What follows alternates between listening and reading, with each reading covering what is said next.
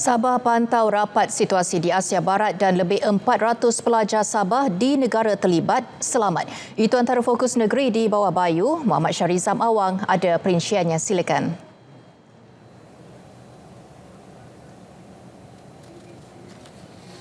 Ya, Farhatul. Kerajaan Sabah memantau rapat perkembangan semasa melibatkan konflik berkenaan yang berpotensi memberi kesan kepada ekonomi. Kita pun sedang memantau keadaan. Memang kadang-kadang kalau ada konflik yang begini, terutama yang melibatkan negara-negara pengeluar minyak dan sebagainya, tentu ia ada kesan. Bukan saja kepada negara kita, tapi kepada seluruh negara di dunia.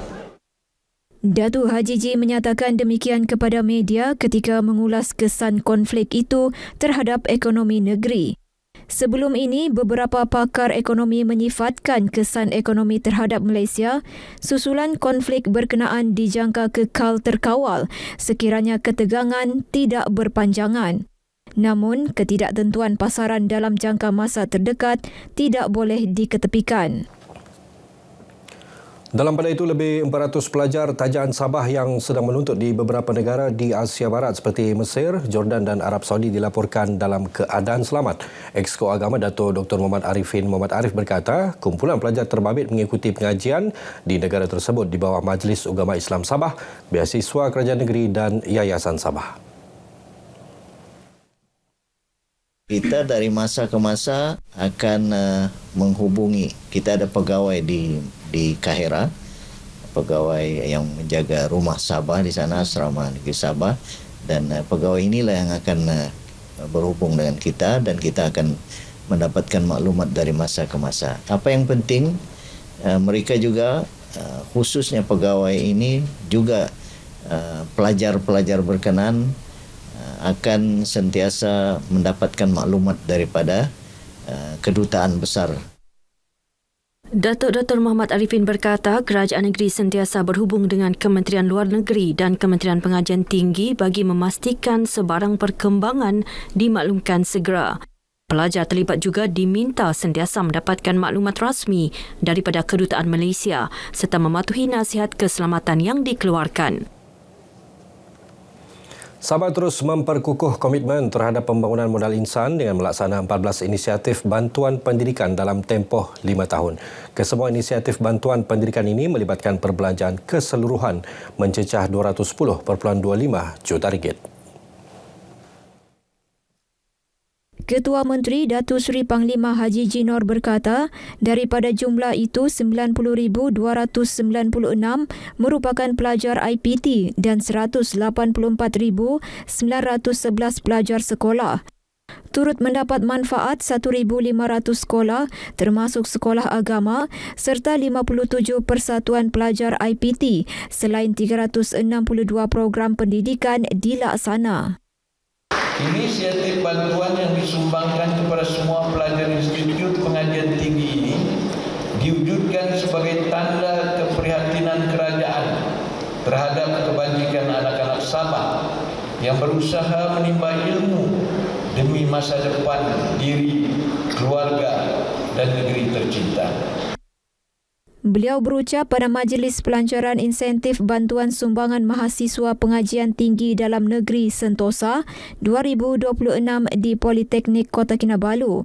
Tahun ini dianggarkan 30,000 pelajar IPT Sabah yang menuntut dalam negeri akan menerima manfaat bantuan Sentosa.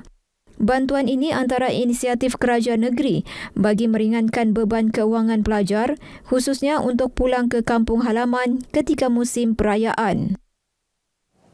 Program Jelajah Ramadan RTM Zon Sabah 2026 meriah dengan kehadiran lebih 3,000 pengunjung di dataran Piazza Harbour Square Sandakan. Bertemakan Satu Suara Satu Jiwa. Jelajah Ramadan RTM membawa mesej penting dalam merapatkan hubungan masyarakat tanpa mengira latar belakang. Program bermula seawal pukul 7 pagi ini menyaksikan pelbagai aktiviti diadakan termasuk penyediaan 500 pek nasi kari ayam dan 500 pek kuih wajit untuk diagihkan kepada pengunjung. Di samping jualan rahmah dan studio mini RTM Sabah. Kehadiran yang ramai serta penglibatan aktif komuniti membuktikan program ini diterima dengan baik dan berjaya merapatkan hubungan antara RTM dan masyarakat di Sabah. Pengunjung ditemui menyambut baik program ini dalam menyatukan masyarakat pelbagai latar belakang.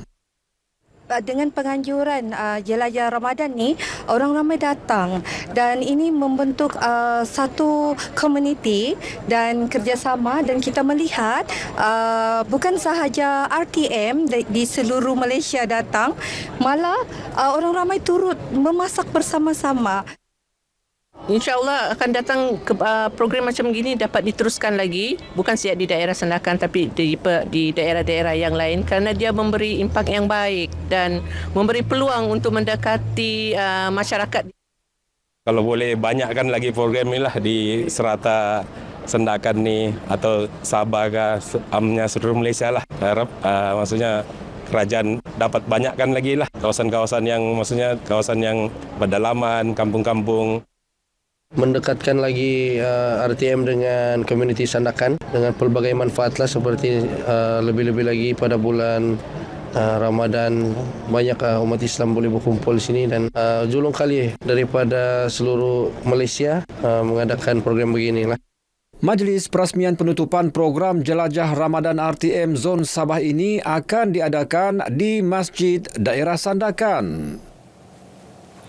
Kemujak program Jelajah Ramadan RTM 2026 peringkat Zon Sabah akan melabuhkan tirainya dengan majlis berbuka puasa di Masjid Daerah Sandakan yang merupakan lokasi ketiga selepas dataran Piazza Harbour Square dan Stesen Petron.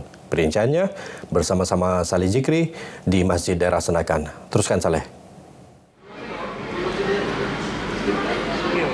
Terima kasih Syarizam. Masjid Daerah Sandakan merupakan antara lokasi daripada 3 lokasi yang telah ditentukan dalam program Jelajah Ramadan RTM 2026 peringkat Zon Sabah. Dan bersama-sama saya ketika ini pengurusi Badan Dakwah Daerah Sandakan, Tuan Farizal Seto. Assalamualaikum. Waalaikumsalam. Baik Tuan Farizal, macam mana mungkin Tuan Farizal melihat program Jelajah Ramadan RTM ini menjadi satu wadah penyatuan antara kerajaan negeri dan juga kerajaan persekutuan? Syukur Alhamdulillah, tahun ini merupakan tahun ketiga kerjasama antara Jawatankuasa Masjid Daerah Sandakan dan juga pihak RTM, dan ini merupakan satu penghormatan kepada kami untuk bersama-sama menganjurkan program yang amat bermakna dan sangat bermanfaat kepada masyarakat Daerah Sandakan. Dan sudah tentu untuk makluman, Jawatankuasa kita sendiri juga terdiri pada kaki tangan kerajaan negeri dan kaki tangan kerajaan persekutuan. Jadi saya nampak keharmonian ada di situ, dan semua pun program kita berjalan seperti apa yang telah dirancangkan. Jadi untuk akan datang mungkin apa harapan daripada pengurusi Badan Dakwah sendiri agar diperkasakan lagi program Jelajah Ramadan RTM ini? Saya fikir oleh kerana ini merupakan tahun ketiga kerjasama dan program ini diadakan, saya tidak ada masalah kalau tahun depan dianjurkan sekali lagi, dan kita akan buat yang terbaik daripada tahun ini. Sebab saya tengok dari tahun ke tahun dia mempunyai versi yang berbeza, dan saya nampak tahun ini sangat menarik. Kalau dulu hanya fokus pada masjid sendiri, tapi ini kali pada tahun ini kita melibatkan 3 tempat. Satu di Piazza Harbour Mall di pusat bandar, kedua di Petron Batu 1.5, dan yang ketiga di Masjid Daerah. Saya nampak ini satu penambahbaikan yang sangat menarik pada kita lah. Baik, terima kasih Tuan Farizal. Sama-sama. Baik, itu dia pengurusi Badan Dakwah Daerah Sandakan Tuan Farizal Seto yang bersama-sama kita pada petang ini, dan ketika ini berlangsung ucapan daripada pengarah penyiaran Sabah Muhammad Yusni Muhammad Ali berlangsung di pentas utama di Dewan Serbaguna Masjid Daerah Sandakan ini. Dan Daerah Sandakan merupakan lokasi yang ke-13 untuk Jelajah Ramadan RTM 2026 dengan tema Satu Suara Satu Jiwa bagi peringkat Zon Sabah. Dan Jelajah Ramadan akan terus menjelajah lagi ke Borneo, ke negeri Sarawak sebagai lokasi yang terakhir. Kembali bersama Syarizam di Kota Kinabalu. Silakan. Terima kasih Saleh. Baik, kerja-kerja pembersihan di kawasan Sembulan Tengah sedang giat dilaksana. Langkah itu merupakan persediaan rapi bagi menjayakan projek pembangunan semula kawasan berkenaan dalam masa terdekat. Mayor Bandaraya Kota Kinabalu Datuk Seri Dr. Sabin Samitah memaklumkan setakat ini sebanyak 27 struktur tanpa kelulusan telah dirobohkan sepenuhnya, manakala lebih 100 lagi kini dalam proses pengosongan dan perubahan secara berperingkat. Kami memang akan patut teruskan pembersihan ni sebab kami dalam proses memilih developer yang mempunyai kelayakan untuk membangunkan semula sembulan itu yang kita akan bawa kepada kerajaan negeri atau kepada kabinet untuk memuktamadkan pemilihan tersebut. Beliau ditemui media selepas mengadakan walkabout Bazar Ramadan di Kota Kinabalu. Datuk Sabin turut memaklumkan kebanyakan penghuni yang masih menetap di kawasan tersebut merupakan penyewa. Mereka telah diberikan notis berpindah bagi melancarkan proses pembangunan semula kawasan berkenaan. Dalam pada itu, Datuk Seri Dr. Sabin memaklumkan lebih 1,000 gerai Bazar Ramadan beroperasi di sekitar Kota Kinabalu tahun ini. DBKK menjalankan tinjauan di lokasi bazar bagi memastikan para peniaga mematuhi peraturan yang ditetapkan khususnya berkaitan kebersihan, keselamatan makanan serta kawalan harga. Tujuan kami meninjau gerai-gerai ini adalah untuk memastikan mereka mematuhi peraturan-peraturan yang ditetapkan oleh Dewan Bandaraya Kota Kinabalu apabila mereka menjual bahan-bahan terutama sekali makanan lah ya. Dari segi kesihatan sama ada penutupan barang-barang yang dijual ataupun penyediaan dan juga pakaian yang mereka gunakan dan orang yang memasak makanan tersebut. Datuk Sabin berkata sambutan orang ramai terhadap Bazar Ramadan amat menggalakkan dan secara tidak langsung membantu merancangkan aktiviti ekonomi tempatan sepanjang bulan Ramadan. Baik, sekian perkongsian dari Sabah untuk petang ini. Untuk lebih banyak perkembangan semasa, teruskan bersama Farhatul. Salam Malaysia Madani. Baik Syarizan, terima kasih.